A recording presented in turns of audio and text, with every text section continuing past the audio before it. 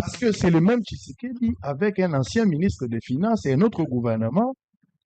Le dollar va coûter na 16, et comme un défi, et comme un challenge, et comme une menace, et comme un acharnement. Dollar réseau qui t'a été grimpé, tito comme à 29 presque. Quelle est la magie à une année? N'a soumis nous pour que le dollar retire à la place. C'est ça le problème. Quelle est la magie? Il ne faut pas attendre que Mouta Koufa Pona Golobayango. Tshisekedi a battu quelque chose de très exceptionnel. Il a arrêté quand même l'hémorragie. Et au-delà de arrêter l'hémorragie, dollar et bandi kozonga sima, dollar est comme takinga. Ça, c'est quelque chose d'exceptionnel. Et l'impact, il y a biloko qui, makamba okita biloko ezali solo teza solo. J'ai interrogé, j'ai envoyé mon équipe sur terrain. Nazana Batoazo continuer kokomelanga pour confirmer. Bien que ça la biloko dele kiti na noté, notamment unité, canal plus biloko en équité. Il y a des choses où les kokita, vous devez reconnaître cette politique qu'on va mettre sur pied. Et moi, j'aime cette manière. Banda soumis no ade koti na gouvernement. Makambo ade to nazo kangote, paiement mode d'urgence nazo kangote. Finance les autres travailler pour la pomba.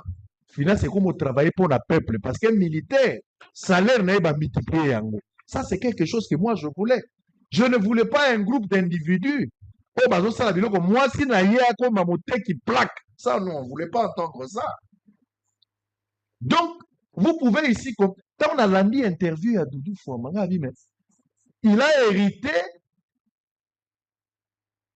passé mon corps, je ne sais pas comment il faut qualifier ça. C'est comme si c'est le diable qui a géré les finances. Méchanceté, nini. Une criminalité à outrance. Et aujourd'hui, il faut que Bambana nous maboulou yaoue ezalaki. Quand je disais les choses à l'époque, les gens ne me croyaient pas. Mais au fur et à mesure, bozo que les Bogomon là où nous venons et là où nous sommes aujourd'hui. Soki totambola ki malamu tonge to comme Félix Azouaki il babé dans le passé. Heureusement, lui-même en tant que coach, il a compris qu'il fallait remplacer. Réajustement, les lobos à la Mouzito, pour ne pas parler seulement de Doudou Famba. Vous avez Mouzito aujourd'hui, mais pas seulement Mouzito. Vous avez également d'autres ministres qui travaillent. Oyo, ceux qui bakota qui n'a match bien avant, peut-être Babi Ringarosa. Vous avez Sabaron à Souka. Allez, vous avez la parole. Sango, mon Asuka, Fungolinga, Soso, quand même question na yo. Non. De Koupati, j'ai aimé beaucoup Ndenge Nasijoyo, pour ça la part entre le régime et Mbokana.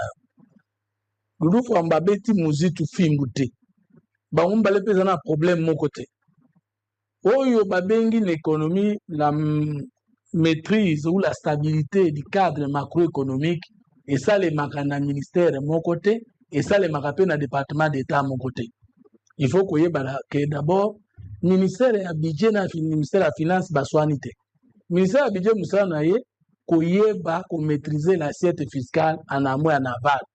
C'est-à-dire prioriser babengo un principe d'effectivité du budget de l'État, c'est-à-dire esengeli charge moko ya l'État babosana esengeli peut contribuer à l'État babosana. Donc le ministère du budget n'est pas un service, un ministère de services d'assiette. Yé Moussa na ezali koloba l'État dans la posa mbongo boni et koki kozwama wapi po ekene na mikumba wapi. Ça Adolphe Muzut, c'est un modèle, c'est un exemple. Voilà pourquoi je suis d'accord avec Sango que président Kennedy Goutia va jouer Yamakasi bien que matchi et comme na deuxième match.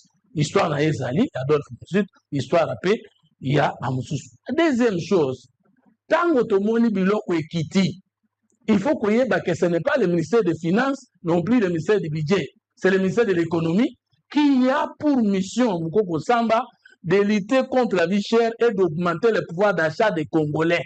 L'économie, Moussa Naye, est pour protéger les marchés des biens et des services où les Congolais vont consommer. Kuna pe Moussala ya Moukoko et l'équipe malamu, pe Banque mondiale, FMI Baya, Bakumisi, Ndenge Asali, Pona Likambo, il y a kufuta banque à gagner à ma pétrolier puis bakumisi que 10e revue et kozasu na koko sauté sango eza ba réforme ya kala plus impulsion à sika mais komisi biso na makambo wana toye kozwa kuna il y a la banque centrale pe tokokeni na mama likambo Doudou Fouamba on se comprendre ata banque centrale esali musala malamu banque centrale kongola mbongo te ata bidja lobi tokozwa ebele Bidja Kongola Mbongote, c'est le ministère des Finances qui a quelle mission? Donner à l'État le moyen financier de sa politique. Ça la finance ngwana. Bolobi budget autant service d'assiette ezangai ngane na yebi sikambo ngwana ezali ngane na yebi kokende kozwa ngane na yebi ko contrôler ba o bazwimbo ngwa l'État e kosuka na ngo ndenge nini ngane na eko bongisa. Alors Doudou Famba otuninga majwa ne utuapi ezali déporté. Le chef de l'État statué pour la carte Doudou Famba sur deux qualités. Trois. Qualité pratique, qualité scientifique et qualité politique. Doudou Famba outi na parti politique nini. Aza fils maison IDPS. Président Lobi Natal Zanano na Mokili, ceux qui na IDPS, bateau batangi sur le bois, okoko busunga mboka basali. Qualité politique. Appuyer na poche na ye na mutu ayebi. Qualité pratique, bukonza mboka atali Doudou Famba oyo. Ata kuna zui ni DPS par rapport à ce qu'on a eu dans le ministère de la Finance. Asalani, atali kuna fils maison depuis 2006. Ayebi avant d'akuna asa mona mes gestion mais akana que ce qui a commis à kobongisa l'ironie du sort a commis. Troisième qualité, mokonza mboka tout étude faite. Doudou Famba c'est un financier ndeko Yves. Oyoki qualité pratique, qualité scientifique, qualité politique. Ce qu'on a différence entre Doudou Famba na ba financier mosusu na ba économiste sur les cas qu'on ezali science sa conscience n'est que ruine de l'âme. Bon ba leki liboso na ezali ba oyebi Lokuta c'est une entreprise hein. Ba sirisi ko maquiller makambo na ba partenaire na bango ba pas chef de l'État ba yebi chef on a très bien fait. Bakoki même ko corrompre ba expert o basungaka pe mokonzi ya mboka parce que mokonzi ya mboka signaka na processus ya batebeli. Alors corruption eza maladie moko eza la place moko te. Alors dès que le chef signe c'est que plus tard que le chef voit que les objectifs ne sont pas atteints, il a réussi à avoir un jeune pratiquant, un jeune scientifique, un jeune politique mais qui a décidé d'innover en faveur de la politique du chef. Manger eza musikate ezali kaka na ba nomination nyonso kozala mokonzi ya mboka ratissé ka fort. Moi je crois aux Congolais. Il y a des Congolais capables de surprendre. Nous parlons des cas de Doudou Famba. Alors tant que mokonzi ya mboka pesi Doudou Famba innové kana makambo bale pamba. Les réformes et les réalisations. Réforme à liboso Doudou Famba asali ezali ko maîtriser mbongo yo tozala kana yango mais ça les makamaramu te. Réforme à liboso c'est la qualité de la dépense publique. Qualifier la dépense publique. La qualité de la dépense publique a zaleli des leviers à minene. La rationalisation de la dépense et la priorisation. La priorisation de la dépense. Rationaliser l'inkolobani ndeko ivo beteki lisolo awa. Tozali na des leviers minene ya réforme. Un, le plan, d'abord la politique budgétaire de la République, c'est le président qui a impulsé, la première ministre. Et deuxième levier, ezali pas autre chose, la politique monétaire. Pour une fois encore, des leviers où on a écouté. Levier à liboso, il y a tout bengi politique budgétaire, ezali des leviers na kat. Levier à liboso, ezali plan d'engagement budgétaire et plan de trésorerie. Doudou Famba concilier la théorie et la pratique. Et l'incolobanine ne dépenser que selon que ça a été programmé lorsqu'il évite les modes de dirigeance en ne privilégiant que les dépenses à la sécurité, non, dépenses à l'institution. Doudou Famba à 4-30% il y a FCI. FCI, c'est-à-dire fonds, il y a fonds spéciaux d'intervention. Par exemple, mamongoyo bakambi nyonso banda na président de la République batambola kama una va voyager consort Doudou Famba tuni mokonzi ya mboka yote nipo na pesa mbongo menga nazo mona ngana mbongo tuna na ngwe sike kendaka pamba bokonzi est-ce que vous autorisez na kata esika na moni ke vimba kamingi kata akati libozo na ba FC ya présidence 30%. Déjà à partir du moment où il a la confiance du chef, il a la pratique, il a l'intelligence, il a la conscience politique, on retourne sous Majiwak à l'équipe la soir. Deuxième réforme, Doudou Famba sali ezali nini à maîtriser Otobengi na utukoloba yango awa politique et budgétaire, ça veut dire aboyi décaissement à mode d'urgence. De tant à rationaliser ezali ce que vous avez dit ici entre ba forum nako bakisa salaire ya militaire. Doudou Famba le premier ministre des Finances qui a doublé depuis 1960 salaire ya ba policier na ba soda. Doudou Fambaza, ministre ya liboso ya kosala likambo. Tanga kei na plan de trésorerie et linkolo banini bakana ki ke tokopesa service na service to entreprise boy. Mengane na Kongoli semaine oyo nazaka na oyo. Na ko travailler na mbongo ezawa na ko kopesa ebele boyete tokende na likambo oyo ya état général de l'éducation, état général de la justice alors que saleme belé alors que kuna na bitumbezali c'est ça prioriser entre dépenses na dépenses ni nekoki koleka liboso to ni nekoki kozwa mbongo ebele. Doudou Fambake ko réveiller réforme à 2012. Il faut que tu vas découvrir que mbongo peut bien belé à partir de la réforme à TVA.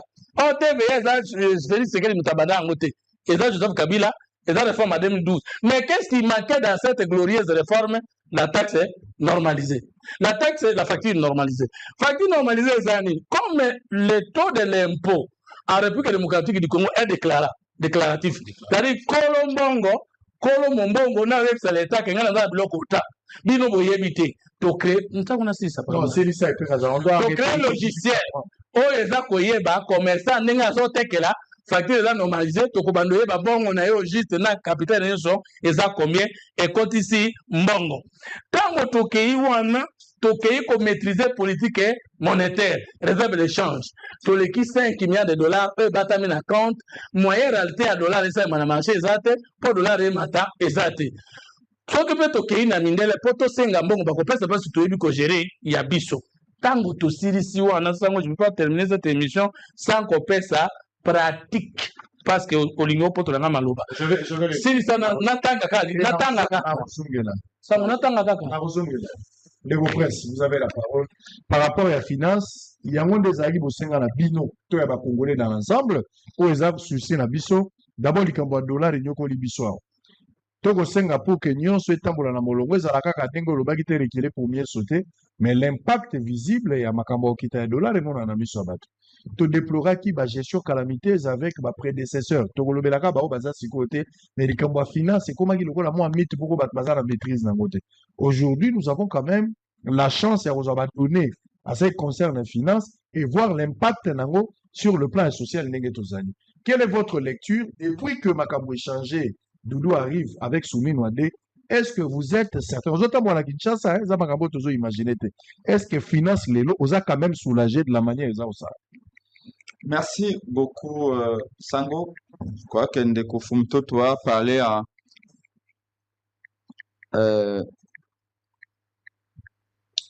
aborder ma question est belée par rapport à finance, toujours dans la perfection, mais je crois qu'il y a des avancées, mais il n'y a pas encore perfection. Pati Katanga a dit, on ne s'oppose pas à la République, on s'oppose à un système. Et je vais faire comme je l'avais fait avant, rester sur les principes. Et dans mon reportage, je n'avais pas là des principes. Edi Yele, Bumba et le ministre des Finances, Bazako visité Banzela. Surtout, Zongma Mokestima, boulevard le Mumbo Tokomona Kuna, le qui, Oba Mamba, IDPS Baga, Moko Saba Marche, Toko Tumba Pine, boulevard Naya Félix, c'est ce que nous avons noté. C'est Kabila. Elle est en Kabila. Mais est-ce que Bissoba Totambo la gâté? Tolaki Tango ya Kabila. Kaka na nzela iwana Kabila atunga meme nzela ti na kati kuna esiko baba chenzi kido amuna amanda okota mais tubanda kotambola eza Kabila mutatungi na tungi na mbongo na ete na mbongo l'état biso pe bato l'état to kotambola. Donc quand c'est bon on apprécie. Malheureusement bandeko ya régime balingaka lokola Fumtoto balingaka biso to lobaka kinyoso ezali kongenga lokola bolo. Non, lelo effectivement les chantiers awana kisasa tokomonango un peu partout. C'est encouragé. C'est encouragé pambate zabanzela o ba congolais ba kotambola et biso ba tozwi engagement pour nous défendre ba congolais ceux qui vivent na bango et s'améliorer quotidien na bango comme un peu beaucoup plus qualitatif tout quoi apprécier ceux qui bango Edi Yeli, Daniel Bumba, na financement, il y a gouvernement central. Batongi Banzela. Le biso qui bango bakei. Et penge na ambition, bi kenali très populaire, na très aimé. Na koya kuna na hôtel de ville, na ko remplacer bango. O le nazonga su na kotonga Banzela, na okende na makambetali, mwinda ya ville. C'est-à-dire que batonga mboka lolenge batonga ndako. Nano monite moto abandi nanu asombi lupango yemoko atie amatisi ba mire yemoko atie fondation yemoko atie électricité yemoko non ezana o moko ayiko tia ba porte mususu nda ayiko tia ba rideau mususu nda ayiko tia ba logette mususu akoya atie plafond etc. Donc o bango ba sai lelo photo se prendre ngo soke zali malamu et ce que ali mabe tokolo bayango. Donc quand on voit ce type de Banzela, nous encourageons. Nous voulons qu'il fasse plus. Et le ministre des Finances, à l'occurrence, a dit que les alliés yenda za côté que c'est bon. Tout le monde a appelé le ministre à Kalo, ils ont dit mbongo zaki destiné à tel, ma boy copé ça yango. Tolanda qui, parce qu'il s'agit de finances, le lobby, ministre des Finances, Top Congo. Mais avant hier à Yawana, il y avait un précédent, un ministre des Finances qui était son prédécesseur, qui était là. Je crois que c'était M. Kazadi. Rapport Moko, il y a ONG Credef, je crois. Et le bas qui était ancien ministre des Finances, M. Kazadi, près de 50%, il y a des dépenses à Bano Kosta, la Bano Ezaki à mode d'urgence. L'ancien ministre des Finances.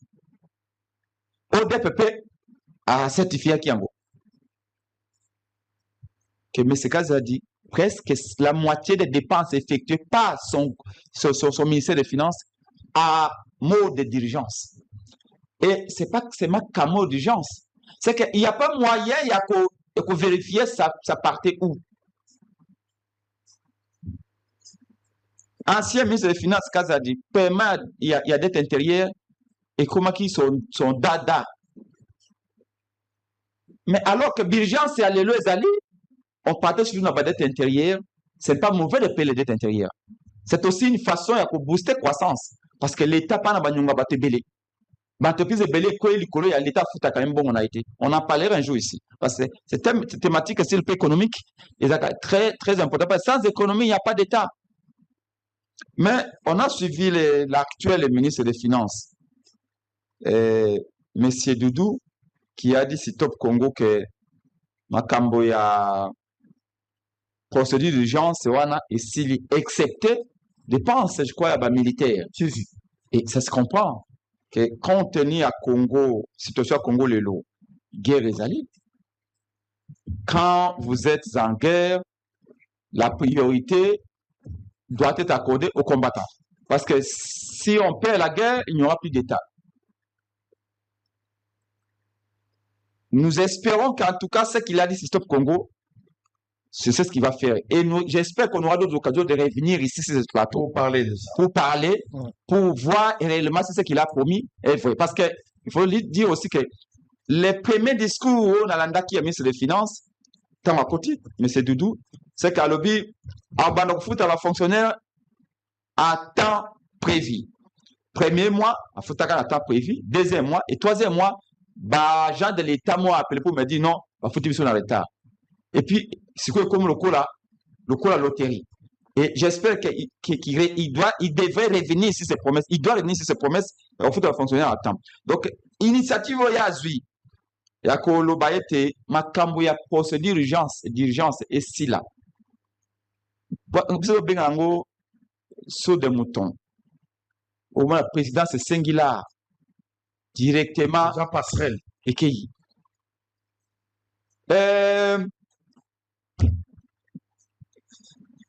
Madame JDT à Singular. Il y a un meeting parce que Madame JDT ne fait que des meetings. Elle ne gère plus la République. Madame JDT ne gouverne plus. Elle règne. Depuis 2 ans, c'est peut-être 20 meetings. À Singular, je viens de voir là dans le rapport, Madame JDT a essayé de dépassement de la prévision budgétaire largement. Alors que nous c'est ce que nous voulons. C'est qu'il faut pas vacciner. J'espère que M. Doudou a côté à Très bien. Donc, de ce côté-là, nous disons, comme il a promis que à réduire yango makambo ya procédure d'urgence CAT comme ndenge fontuta lobi yango rationalisation. C'est un terme que j'aime beaucoup. Ça veut dire qu'il y a de l'intelligence dans la manière de faire. Ça veut dire qu'il y a de l'équité. La rationaliser, c'est aussi tenir compte de l'équité. Ngai na sango te vandi awa boye. Sango ana 10 000 $ na poche. Ngai na zana 1 000 $ na poche. Mais baye na faranga mususu. Baye na 2 000. Ako pesa sango 1 000 te, ngai 1 000 te parce que sango a déjà na 10 000. Donc ngai faut pesa ngai 1 500, sango a 500 parce qu'il y a zakada na moi et belé. C'est ça l'équité aussi. Et donc le fait de dire que vu que maintenant c'est l'armée qui est la priorité et que Barça, ça sincèrement quand j'ai suivi ça, c'est Top Congo, je me suis dit si c'est ça qu'il a fait, c'est bien. Mais après lui-même me dit non, mais on avait payé les Barça. Alors là, ça a tempéré un peu. Ouais. Voyez-vous? Je n'ai pas compris. C'est vrai qu'il a payé l'armée et il doit continuer à payer l'armée. L'augmentation a été faite, je crois que c'est sous son mandat, sa mandature, non? L'augmentation de l'armée. Oui. C'est bien. Mais je crois que pour le Barça, il aurait dit arrêter. Et je recommande au ministre des Finances, il faut annuler cette affaire avec le Barça. Évidemment, la première année, parce que les clauses prévoient qu'on va revoir. Je crois après 1 an ou 2 ans, on va revoir. Donc, quand on revoit, il faut annuler. Très bien. Et prochainement, comme il a rationalisé la dépense, prochainement, qu'ils disent au ministre des Sports, on va terminer. La réhabilitation, il y a Stade des Martyrs, il y a une image, il y a plus sous les lots. Allez, merci. Donc, pour le reste, il y a des avancées avec le ministre des Finances. Merci. Nous l'encourageons, mais nous demandons aussi d'améliorer dans les points qu'on a énumérés. Très bien. Allez, vous êtes en direct en train de nous suivre. Ngai moko na zupeta kutala na imanano. Makambo ya finance depuis que bazawana. Est-ce qu'il y a un changement vrai? Tout le babilo côté babilo quoi bazo pa kola mafuta. Na lukina vérifier. Na uta kisangani na kisangani banzela bazo tonga eza banzela bele bozo mona na ba province eza province mutezo tonga te. So gouverneur na bino ayibisi bino ka tonga banzela lande na bien mingi eza lokuta. La plupart banzela bazo tonga. Na lobi te ke ba gouvernement provincial bazo tonga. Na gouvernement provincial banzela mosusu pe bazo tonga. Mais le à Kinshasa, plus de 300 km de Nzela, Kinshasa, gouvernement Kinshasa, et ça, gouvernement central, l'instruction est à chef de l'État. La politique est à Tshisekedi, l'équipe est pas à premier ministre, et la ministre de la Finance. Bangonde ba bimisi ni solo po batonga Nzela. Et ça, le coup mboka, ba kino ba kosepela nango, mais nazomo na lisumu te pour dissocier que le gouvernement provincial, Bumba abongisa Nzela, akombola barabara total, mais makambo Nzela, il doit avoir l'honnêteté intellectuelle de reconnaître que y a Zagaka surveillant et que c'est Doudou Fouamba sur instruction à Tshisekedi Nda Sali Moussara. À Kisangani, pareil. Qu'est-ce qui est fait depuis que Doudou Fouamba est là? Depuis que Tshisekedi a changé l'équipe, Namaetani Finance, Sango, est-ce que quelque chose est salami? Sango, est-ce que tu as interrogé? Est-ce que Sango, tu as des éléments? N'a répertorié quand même certains éléments que je voudrais citer ici. D'un côté, la finance. Yamo na zolo ba bozo kotsa ba bon joueur mais na suka match. Fallait beaucoup de bon joueur ne bandeli. Même ça il va suivre ba ki maka mbango mais beaucoup de ça va gagner 7-1. Ne beaucoup de ça. Mais ba toujours beaucoup de la première mi-temps ba lieta bazo ki maka mbango na terrain. Cette politique qui Tshisekedi a mis si les locaux na kotonga banzela. Là où la route passe, le développement suit. Pour résoudre la question et embouteillage, le respect à cause de la route, les désordres, c'est autre chose. Mais d'abord la route. Vous ne pouvez pas commencer à respecter code de la route là où il n'y a pas la route. Quand il y a route, on parlera la code de la route. Pour l'avoir rabattu à violer code de la route, mais il n'y a pas la route. On va violer code de la route. Non. Code de déviation des nids de poules. Alors. Donc, code de déviation, ma boule, est-ce que ça? Mais oui. Et code de la route, c'est ça. Code de la route, c'est ça. Code de déviation de ma boule. Bonjour, mais la code de la route, oh, il faut tout tambour, na volant, il y a volant gauche, mais tout tambour, na volant droit. Il y a d'abord des choses qu'il faut régler avant pour imposer la loi. Donc, en amont, l'État a des choses à faire. Et si je félicite quand je suis arrivé à Kisangani, c'est vrai que Basali Banzela n'y sont la Kisangani, mais ce que j'ai vu, c'est exceptionnel. Mbujimai, Kananga, Lubumbashi, Kalamba Mbuji, Kananga Mbujimai, Mbandaka, banzele ezosala, Iziro, Buta, Otuwele, oyo nyonso eza banzele ezosala.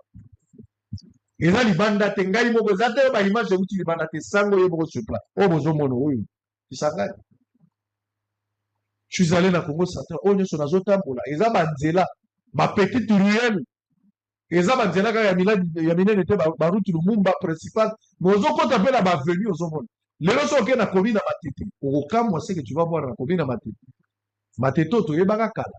Etondi siko na banzela. Bakarte nyonso matete. Na minute opota mwana matete ko biso li to uti biso bato salongo rigini soko bimi okoti na bypass wana okoya okoteli kiyimbi obimi nzela mos. Oyo ko bimati likolo ko banzela nyonso bakangi baza kosala. Et je félicite na lobi soki to tongaki avant. Super lemba bakangi yango bisali ezosala. Kindele koloba kutu te. Na changu na matankumu bazosala ngo. Eza biloko nazoloba te. Nazobi pakola savon te eza ba réalité. Moi-même, j'étais là sur terre. T'as là où nous sommes à Banzela. Où nous sommes à Banzela.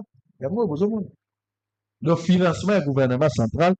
J'ai dit à Félix Tshisekedi, il fallait le coach à se réveiller plus tard. Alors que match ezoko banasuka. Soko sala kamo ne bandelio, to nyoto banisolo busus.